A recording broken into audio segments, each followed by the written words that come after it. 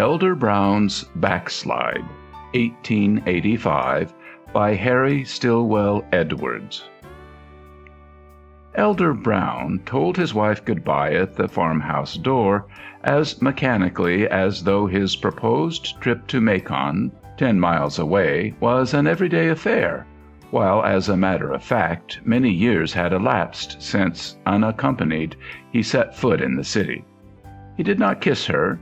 Many very good men never kiss their wives, but small blame attaches to the elder for his omission on this occasion, since his wife had long ago discouraged all amorous demonstrations on the part of her liege lord, and at this particular moment was filling the parting moments with a rattling list of directions concerning thread, buttons, hooks, needles, and all the many et ceteras of an industrious housewife's basket. The elder was laboriously assorting these postscript commissions in his memory, well knowing that to return with any one of them neglected would cause trouble in the family circle. Elder Brown mounted his patient steed that stood sleepily motionless in the warm sunlight, with his great pointed ears displayed to the right and left, as though their owner had grown tired of the life burden their weight inflicted upon him, and was, old soldier fashion, ready to forego the once rigid alertness of early training for the pleasures of frequent rest on arms. "And, Elder, don't you forget them caliker scraps, or you'll be wantin' kiver soon, and no kiver will be a-comin'." Elder Brown did not turn his head, but merely let the whip hand, which had been checked in its backward motion, fall as he answered mechanically. The beast he bestrode responded with a rapid whisking of its tail and a great show of effort as it ambled off down the sandy road, the rider's long legs seeming now and then to touch the ground. But as the zigzag panels of the rail fence crept behind him, and he felt the freedom of the morning beginning to act upon his well-trained blood, the mechanical manner of the old man's mind gave place to a mild exuberance.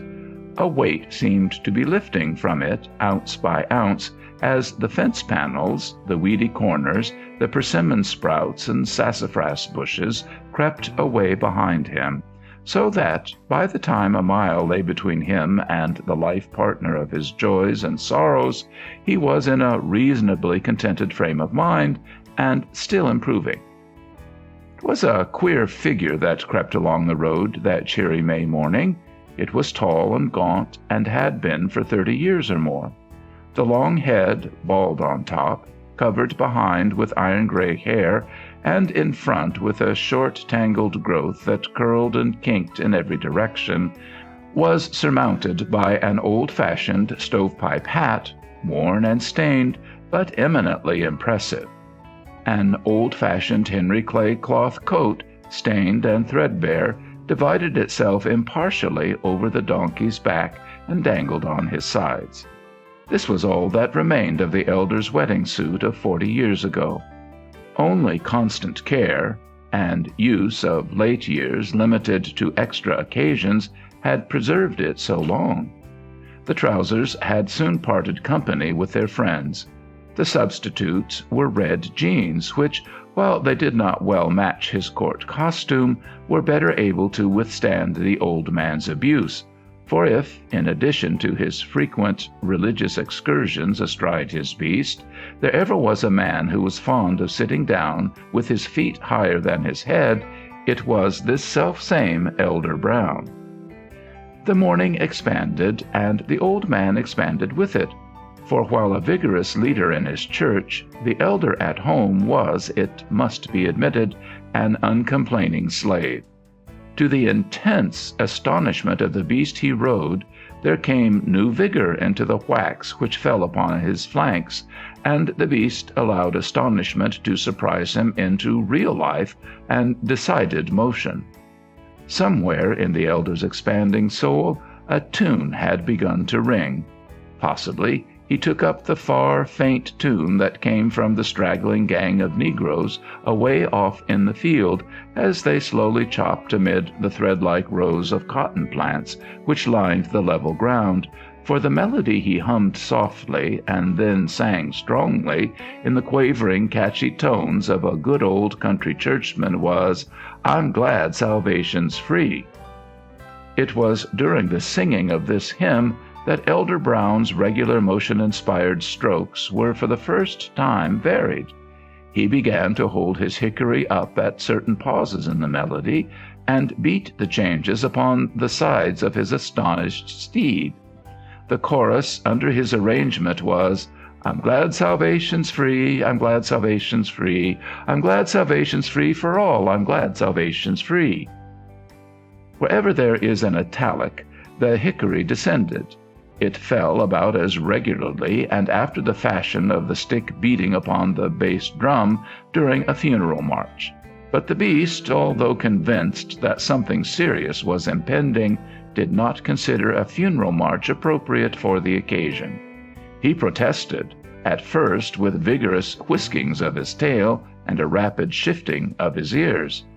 Finding these demonstrations unavailing, and convinced that some urgent cause for hurry had suddenly invaded the elder's serenity, as it had his own, he began to cover the ground with frantic leaps that would have surprised his owner could he have realized what was going on. But Elder Brown's eyes were half closed, and he was singing at the top of his voice. Lost in a trance of divine exaltation, for he felt the effects of the invigorating motion, bent only on making the air ring with the lines which he dimly imagined were drawing upon him the eyes of the whole female congregation, he was supremely unconscious that his beast was hurrying. And thus the excursion proceeded, until suddenly a shote, surprised in his calm search for roots in a fence corner, darted into the road, and stood for an instant gazing upon the newcomers with that idiotic stare which only a pig can imitate. The sudden appearance of this unlooked-for apparition acted strongly upon the donkey. With one supreme effort he collected himself into a motionless mass of matter, bracing his front legs wide apart. That is to say, he stopped short. There he stood, returning the pig's idiotic stare with an interest which must have led to the presumption that never before in all his varied life had he seen such a singular little creature. End over end went the man of prayer, finally bringing up full length in the sand, striking just as he would have shouted "Free" for the fourth time in his glorious chorus. Fully convinced that his alarm had been well-founded, the shote sped out from under the gigantic missile hurled at him by the donkey, and scampered down the road, turning first one ear and then the other to detect any sounds of pursuit. The donkey, also convinced that the object before which he had halted was supernatural, started back violently upon seeing it apparently turn to a man. But seeing that it had turned to nothing but a man, he wandered up into the deserted fence corner and began to nibble refreshment from a scrub oak.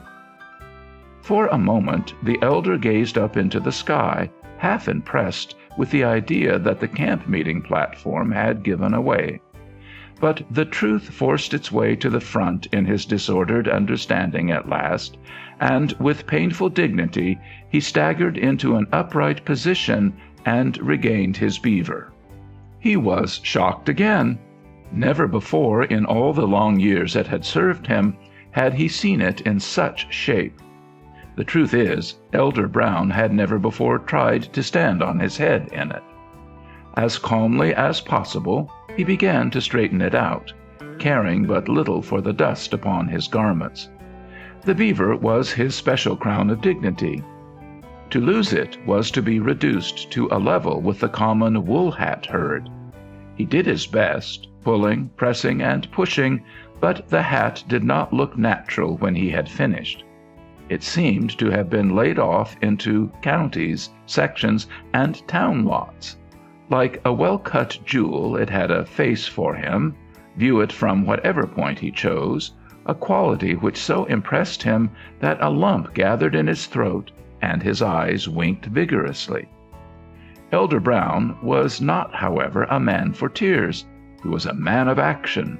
The sudden vision which met his wandering gaze, the donkey calmly chewing scrub buds, with the green juice already oozing from the corners of his frothy mouth, acted upon him like magic. He was, after all, only human, and when he got hands upon a piece of brush, he thrashed the poor beast until it seemed as though even its already half-tanned hide would be eternally ruined. Thoroughly exhausted at last, he wearily straddled his saddle, and with his chin upon his breast, resumed the early morning tenor of his way. 2. "Good morning, sir." Elder Brown leaned over the little pine picket which divided the bookkeeper's department of a Macon warehouse from the room in general, and surveyed the well-dressed back of a gentleman who was busily figuring at a desk within. The apartment was carpetless, and the dust of a decade lay deep on the old books, shelves, and the familiar advertisements of guano and fertilizers which decorated the room. An old stove, rusty with the nicotine contributed by farmers during the previous season while waiting by its glowing sides for their cotton to be sold, stood straight up in a bed of sand, and festoons of cobwebs clung to the upper sashes of the murky windows. The lower sash of one window had been raised, and in the yard without, nearly an acre in extent, lay a few bales of cotton, with jagged holes in their ends, just as the sampler had left them. Elder Brown had time to notice all these familiar points, for the figure at the desk kept serenely at its task, and deigned no reply. "Good morning, sir," said Elder Brown again in his most dignified tones. "Is Mr. Thomas in?" "Good morning, sir," said the figure. "I'll wait on you in a minute." The minute passed, and 4 more joined it. Then the desk man turned. "Well, sir, what can I do for you?" The elder was not in the best of humor when he arrived, and his state of mind had not improved. He waited full a minute as he surveyed the man of business. "I thought I mout be about to make some arrangement with you to git some money, but I reckon I was mistaken." The warehouse man came nearer. "This is Mr. Brown, I believe. I did not recognize you at once. You are not in often to see us." "No, my wife usually tends to the town business while I run the church and farm. Got a fall from my donkey this morning," he said, noticing a quizzical, interrogating look upon the face before him, and fell square on the hat. He made a pretense of smoothing it. The man of business had already lost interest. "How much money will you want, Mr. Brown?" "Well, about $700, said the elder, replacing his hat and turning a furtive look upon the warehouse man. The other was tapping with his pencil upon the little shelf lying across the rail. "I can get you $500. "But I oughter have 7. "Can't arrange for that amount. Wait till later in the season and come again. Money is very tight now. How much cotton will you raise?" "Well, I count on 100 bales. And you can't get the $700? "Like to oblige you, but can't right now. We'll fix it for you later on." "Well," said the elder slowly, "fix up the papers for 5, and I'll make it go as far as possible." The papers were drawn, a note was made for $552.50, for the interest was at 1.5% for 7 months, and a mortgage on 10 mules belonging to the elder was drawn and signed. The elder then promised to send his cotton to the warehouse to be sold in the fall, and with a curt "Anything else?" and "Thankee, that's all," the two parted. Elder Brown now made an effort to recall the supplemental commissions shouted to him upon his departure, intending to execute them first, and then take his written list item by item. His mental resolves had just reached this point when a new thought made itself known. Passers-by were puzzled to see the old man suddenly snatch his headpiece off and peer with an intent and awestruck air into its irregular caverns. Some of them were shocked when he suddenly and vigorously ejaculated, "Hannah Maria Gemini, gol darn and blue blazes!"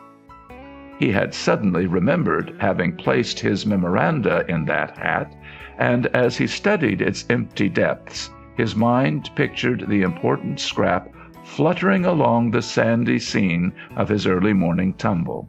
It was this that caused him to graze an oath with less margin than he had allowed himself in 20 years. What would the old lady say? Alas, Elder Brown knew too well. What she would not say was what puzzled him. But as he stood bareheaded in the sunlight, a sense of utter desolation came and dwelt with him. His eyes rested upon sleeping Balaam, anchored to a post in the street, and so as he recalled the treachery that lay at the base of all his affliction, gloom was added to the desolation. To turn back and search for the lost paper would have been worse than useless. Only one course was open to him, and it went the leader of his people.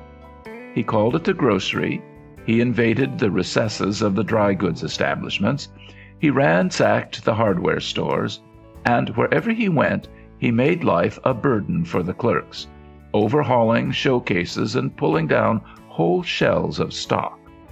Occasionally an item of his memoranda would come to light, and thrusting his hand into his capacious pocket, where lay the proceeds of his check, he would pay for it upon the spot, and insist upon having it rolled up. To the suggestion of the slave whom he had in charge for the time being, that the articles be laid aside until he had finished, he would not listen. "Now you look here, sonny," he said in the dry goods store, "I'm conducting this revival, and I don't need no help in my line. Just you tie them stockin's up and lemme have 'em. Then I know I've got 'em." As each purchase was promptly paid for, and change had to be secured, the clerk earned his salary for that day at least. So it was when, near the heat of the day, the good man arrived at the drugstore, the last and only unvisited division of trade. He made his appearance equipped with 100 packages, which nestled in his arms and bulged out upon the sections of his clothing that boasted of pockets. As he deposited his deck-load upon the counter, great drops of perspiration rolled down his face and over his waterlogged collar to the floor. There was something exquisitely refreshing in the great glasses of foaming soda that a spruce young man was drawing from a marble fountain, above which 6 polar bears in an ambitious print were disporting themselves. There came a break in the run of customers, and the spruce young man, having swept the foam from the marble, dexterously lifted a glass from the revolving rack which had rinsed it with a fierce little stream of water, and asked mechanically, as he caught the intense look of the perspiring elder, "What syrup, sir?" Now it had not occurred to the elder to drink soda, but the suggestion, coming as it did in his exhausted state, was overpowering. He drew near awkwardly, put on his glasses, and examined the list of syrups with great care. The young man, being for the moment at leisure, surveyed critically the gaunt figure, the faded bandana, the antique claw-hammer coat, and the battered stovepipe hat, with a gradually relaxing countenance. He even called the prescription clerk's attention by a cough and a quick jerk of the thumb. The prescription clerk smiled freely and continued his assaults upon a piece of blue mass. "I reckon," said the elder, resting his hands upon his knees and bending down to the list, "you may give me sarsaparilla and a little strawberry. Sarsaparilla good for the blood this time of year, and strawberries good any time." The spruce young man let the syrup stream into the glass as he smiled affably. Thinking, perhaps, to draw out the odd character, he ventured upon a jest himself, repeating a pun invented by the man who made the first soda fountain. With a sweep of his arm, he cleared away the swarm of insects as he remarked, "People who like a fly in theirs are easily accommodated." It was from sheer good nature only that Elder Brown replied, with his usual broad social smile, "Well, a fly now and then don't hurt nobody." Now, if there is anybody in the world who prides himself on knowing a thing or two, it is the spruce young man who presides over a soda fountain. This particular young gentleman did not even deem a reply necessary. He vanished an instant, and when he returned, a close observer might have seen that the mixture in the glass he bore had slightly changed color and increased in quantity. But the elder saw only the whizzing stream of water dart into its center, and the rosy foam rise and tremble on the glass's rim. The next instant he was holding his breath and sipping the cooling drink. As Elder Brown paid his small score, he was at peace with the world. I firmly believe that when he had finished his trading and the little blue-stringed packages had been stored away, could the poor donkey have made his appearance at the door and gazed with his meek fawn-like eyes into his master's, he would have obtained full and free forgiveness. Elder Brown paused at the door as he was about to leave. A rosy-cheeked schoolgirl was just lifting a creamy mixture to her lips before the fountain. It was a pretty picture, and he turned back, resolved to indulge in one more glass of the delightful beverage before beginning his long ride homeward. "Fix it up again, sonny," he said, renewing his broad, confiding smile as the spruce young man poised a glass inquiringly. The living automaton went through the same motions as before, and again Elder Brown quaffed the fatal mixture. What a singular power is habit! Up to this time Elder Brown had been entirely innocent of transgression, but with the old alcoholic fire in his veins, 20 years dropped from his shoulders, and a feeling came over him familiar to every man who has been in his cups. As a matter of fact, the elder would have been a confirmed drunkard 20 years before had his wife been less strong-minded. She took the reins into her own hands when she found that his business and strong drink did not mix well, worked him into the church, sustained his resolutions by making it difficult and dangerous for him to get to his toddy. She became the business head of the family, and he the spiritual. Only at rare intervals did he ever backslide during the 20 years of the new era, and Mrs. Brown herself used to say that the sugar in his'n turned to gall before the backslide ended. People who knew her never doubted it. But Elder Brown's sin during the remainder of the day contained an element of responsibility. As he moved majestically down toward where Balaam slept in the sunlight, he felt no fatigue. There was a glow upon his cheekbones and a faint tinge upon his prominent nose. He nodded familiarly to people as he met them, and saw not the look of amusement which succeeded astonishment upon the various faces. When he reached the neighborhood of Balaam, it suddenly occurred to him that he might have forgotten someone of his numerous commissions, and he paused to think. Then a brilliant idea rose in his mind. He would forestall blame and disarm anger with kindness. He would purchase Hannah a bonnet. What woman's heart ever failed to soften at sight of a new bonnet? As I have stated, the elder was a man of action. He entered a store near at hand. "Good morning," said an affable gentleman with a Hebrew countenance, approaching. "Good morning," said the elder, piling his bundles on the counter. "I hope you are well." Elder Brown extended his hand fervidly. "Quite well, I thank you. What—" "And the little wife?" said Elder Brown, affectionately retaining the Jew's hand. "Quite well, sir." "And the little ones? Quite well, I hope, too?" "Yes, sir, all well, thank you. Something I can do for you?" The affable merchant was trying to recall his customer's name. Not now, thank ye. If you please to let my bundle stay until I come back." "Can't I show you something? A hat? Coat?" "Not now. Be back by and by." Was it chance or fate that brought Elder Brown in front of a bar? The glasses shone bright upon the shelves as the swinging door flapped back to let out a coatless clerk who passed him with a rush, chewing upon a farewell mouthful of brown bread and bologna. Elder Brown beheld for an instant the familiar scene within. The screws of his resolution had been loosened. At sight of the glistening bar, the whole moral structure of 20 years came tumbling down. Mechanically he entered the saloon and laid a silver quarter upon the bar as he said, "A little whiskey and sugar." The arms of the bartender worked like a faker's in a sideshow as he set out the glass with its little quota of short sweetening and a cut-glass decanter, and sent a half-tumbler of water spinning along from the upper end of the bar with a dime in change. "Whiskey is higher'n it used to be," said Elder Brown, but the bartender was taking another order and did not hear him. Elder Brown stirred away the sugar and let a steady stream of red liquid flow into the glass. He swallowed the drink as unconcernedly as though his morning tod had never been suspended, and pocketed the change.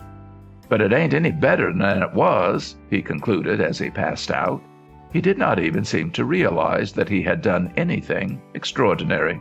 There was a millinery store up the street, and thither with uncertain step he wended his way, feeling a little more elate and altogether sociable.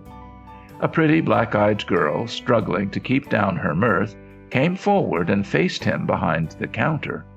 Elder Brown lifted his faded hat with the politeness, if not the grace, of a Castilian, and made a sweeping bow. Again he was in his element, but he did not speak. A shower of odds and ends, small packages, thread, needles, and buttons, released from their prison, rattled down about him. The girl laughed. She could not help it. And the elder, leaning his hand on the counter, laughed too, until several other girls came halfway to the front. Then they, hiding behind counters and suspended cloaks, laughed and snickered until they reconvulsed the elder's vis-a-vis, who had been making desperate efforts to resume her demure appearance. "Let me help you, sir," she said, coming from behind the counter, upon seeing Elder Brown beginning to adjust his spectacles for a search. He waved her back majestically. "No, my dear, no. Can't allow it. You won't soil them purty fingers. No, ma'am. No gentleman lower the lady to do such a thing." The elder was gently forcing the girl back to her place. "Leave it to me. I've picked up bigger things than them. Picked myself up this morning. Balaam. You don't know Balaam. He's my donkey. He tumbled me over his head in the sand this morning." And Elder Brown had to resume an upright position until his paroxysm of laughter had passed. "You see this old hat?" Extending it, half full of packages. "I fell clear into it, just as clean into it as them things thar fell out'n it." He laughed again, and so did the girls. "But, my dear, I whaled half the hide off him for it." "Oh, sir, how could you? Indeed, sir, I think you did wrong. The poor brute did not know what he was doing, I dare say, and probably he has been a faithful friend." The girl cast her mischievous eyes towards her companions, who snickered again. The old man was not conscious of the sarcasm. He only saw reproach. His face straightened, and he regarded the girl soberly. "Maybe you're right, my dear. Maybe I oughtn't." "I am sure of it," said the girl. "But now don't you want to buy a bonnet or a cloak to carry home to your wife?" "Well, you're whistling now, Bertie. That's my intention. Set 'em all out." Again the elder's face shone with delight. "And I don't want no one-horse bonnet, neither." "Of course not. Now here is one. Pink silk with delicate pale blue feathers. Just the thing for the season. We have nothing more elegant in stock." Elder Brown held it out, upside down, at arm's length. "Well, now, that's something like. Will it suit a sort of red-headed woman?" A perfectly sober man would have said the girl's corsets must have undergone a terrible strain, but the elder did not notice her dumb convulsion. She answered heroically, "Perfectly, sir. It is an exquisite match." "I think you're whistling again. Nancy's head's red as a woodpeck's. Sorrel's only halfway to the color of her topknot, and it do seem like red oughter to suit red. Nancy's red, and the hat's red. Like goes with like, and birds of a feather flock together." The old man laughed until his cheeks were wet. The girl, beginning to feel a little uneasy, and seeing a customer entering, rapidly fixed up the bonnet, took $15 out of a $20 bill, and calmly asked the elder if he wanted anything else. He thrust his change somewhere into his clothes and beat a retreat. It had occurred to him that he was nearly drunk. Elder Brown's step began to lose its buoyancy. He found himself utterly unable to walk straight. There was an uncertain straddle in his gait that carried him from one side of the walk to the other, and caused people whom he met to cheerfully yield him plenty of room. Balaam saw him coming. Poor Balaam!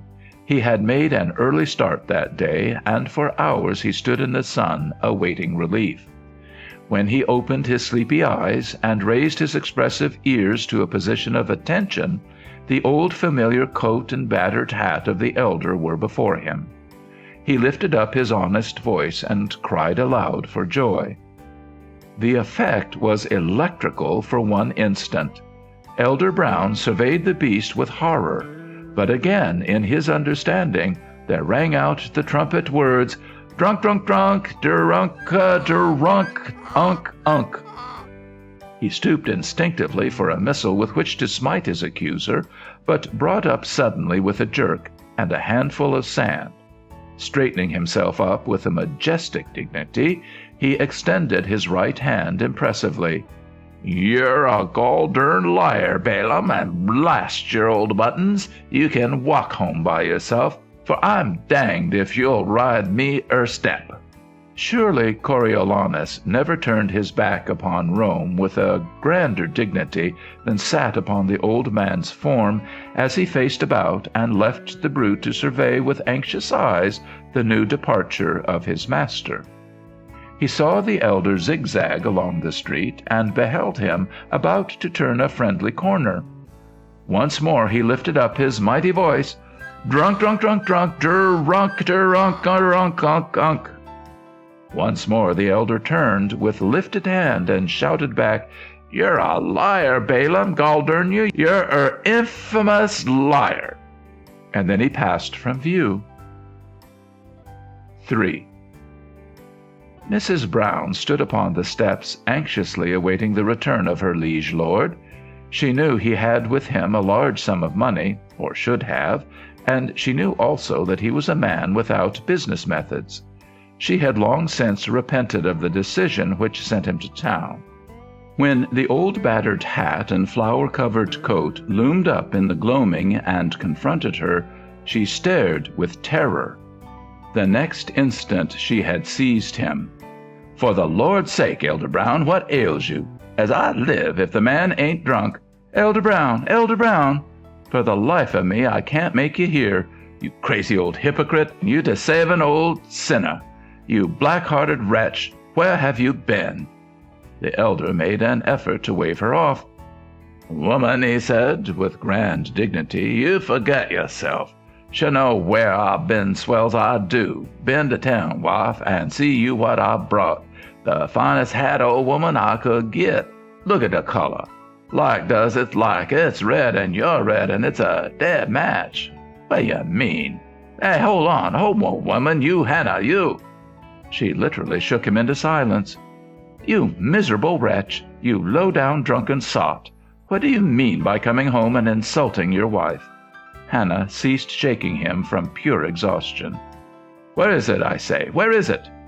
By this time she was turning his pockets wrong side out. From one she got pills, from another change, from another packages.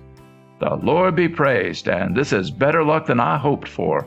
Oh, elder, elder, elder, what did you do it for?" Why, man, where is Balaam?" Thought of the beast choked off the threatened hysterics. "Balaam? Balaam?" said the elder groggily. "He's in town. The infernal old fool insulted me, and I left him to walk home." His wife surveyed him. Really, at that moment she did think his mind was gone. But the leer upon the old man's face enraged her beyond endurance. "You did you? Well, now, I reckon you'll laugh for some cause, you will. Back you go, sir, straight back, and don't you come home without that donkey, or you'll rue it sure as my name is Hannah Brown. Alack, you, alack!" A black boy darted around the corner, from behind which, with several others, he had beheld the brief but stirring scene. "Put a saddle on her mule. The elder's gwine back to town, and don't you be long about it, neither." "Yes'm." Alec's ivories gleamed in the darkness as he disappeared. Elder Brown was soberer at that moment than he had been for hours. "Hannah, you don't mean it?" "Yes, sir, I do. Back you go to town as sure as my name is Hannah Brown." The elder was silent. He had never known his wife to relent on any occasion after she had affirmed her intention, supplemented with, "as sure as my name is Hannah Brown." It was her way of swearing.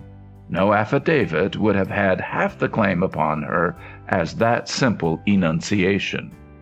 So back to town went Elder Brown, not in the order of the early morn, but silently, moodily, despairingly, surrounded by mental and actual gloom. The old man had turned a last appealing glance upon the angry woman as he mounted, with Alec's assistance, and sat in the light that streamed from out the kitchen window. She met the glance without a waver. "She means it as sure as my name is Elder Brown," he said thickly, and then he rode on. 4. To say that Elder Brown suffered on his long journey back to Macon would only mildly outline his experience. His early morning's fall had begun to make itself felt. He was sore and uncomfortable. Besides, his stomach was empty and called for 2 meals it had missed for the first time in years. When, sore and weary, the elder entered the city, the electric lights shone above it like jewels in a crown. The city slept. That is, the better portion of it did. Here and there, however, the lower lights flashed out into the night.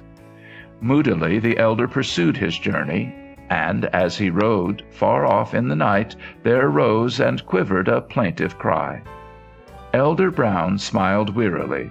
It was Balaam's appeal, and he recognized it. The animal he rode also recognized it, and replied, until the silence of the city was destroyed. The odd clamor and confusion drew from a saloon nearby a group of noisy youngsters who had been making a night of it.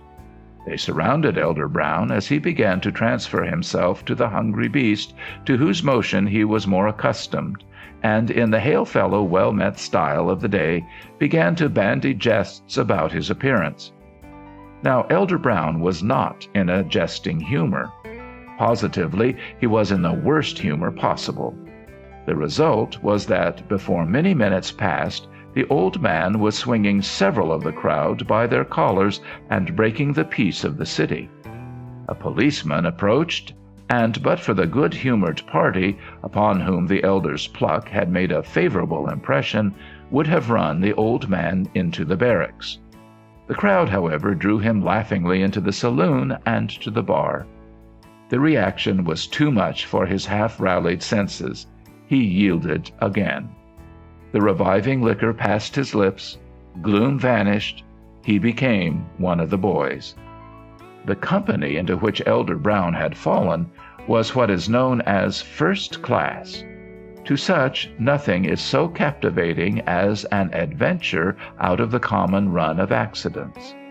The gaunt countryman with his battered hat and clawhammer coat was a prize of an extraordinary nature.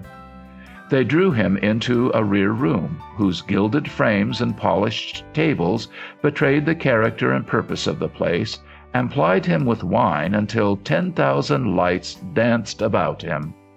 The fun increased. One youngster made a political speech from the top of the table, another impersonated Hamlet, and finally Elder Brown was lifted into a chair and sang a camp meeting song. This was rendered by him with startling effect. He stood upright, with his hat jauntily knocked to one side, and his coat-tails ornamented with a couple of show-bills, kindly pinned on by his admirers. In his left hand he waved the stub of a cigar, and on his back was an admirable representation of Balaam's head, executed by some artist with billiard chalk. As the elder sang his favorite hymn, "I'm glad salvation's free," his stentorian voice awoke the echoes. Most of the company rolled upon the floor in convulsions of laughter. The exhibition came to a close by the chair overturning. Again Elder Brown fell into his beloved hat. He arose and shouted, "Whoa, Balaam!" Again he seized the nearest weapon and sought satisfaction. The young gentleman with political sentiments was knocked under the table, and Hamlet only escaped injury by beating the infuriated elder into the street. What next? Well, I hardly know. How the elder found Balaam is a mystery yet. Not that Balaam was hard to find, but that the old man was in no condition to find anything. Still he did, and climbing laboriously into the saddle, he held on stupidly while the hungry beast struck out for home. 5. Hannah Brown did not sleep that night. Sleep would not come. Hour after hour passed, and her wrath refused to be quelled. She tried every conceivable method, but time hung heavily. It was not quite peep of day, however, when she laid her well-worn family Bible aside. It had been her mother's, and amid all the anxieties and tribulations incident to the life of a woman who had free negroes and a miserable husband to manage, it had been her mainstay and comfort. She had frequently read it in anger, page after page, without knowing what was contained in the lines.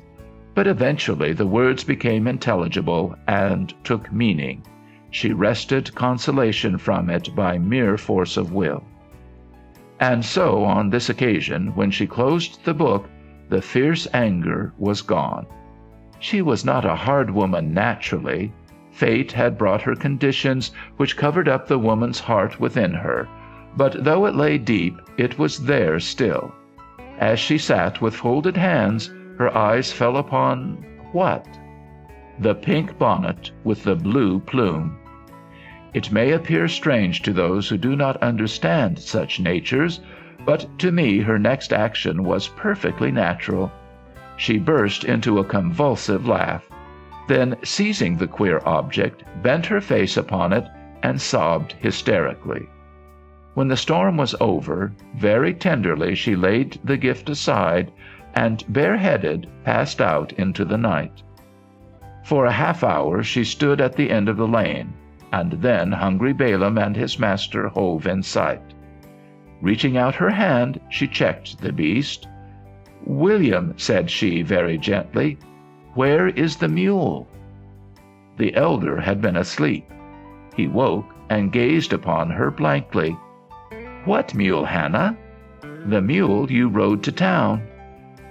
For one full minute the elder studied her face. Then it burst from his lips. "Well, bless me if I didn't bring Balaam and forget the mule." The woman laughed till her eyes ran water. "William," said she, "you're drunk." "Hannah," said he meekly, "I know it. The truth is, Hannah, "Never mind now, William," she said gently. "You are tired and hungry. Come into the house, husband." Leading Balaam, she disappeared down the lane, and when, a few minutes later, Hannah Brown and her husband entered through the light that streamed out of the open door, her arms were around him and her face upturned to his.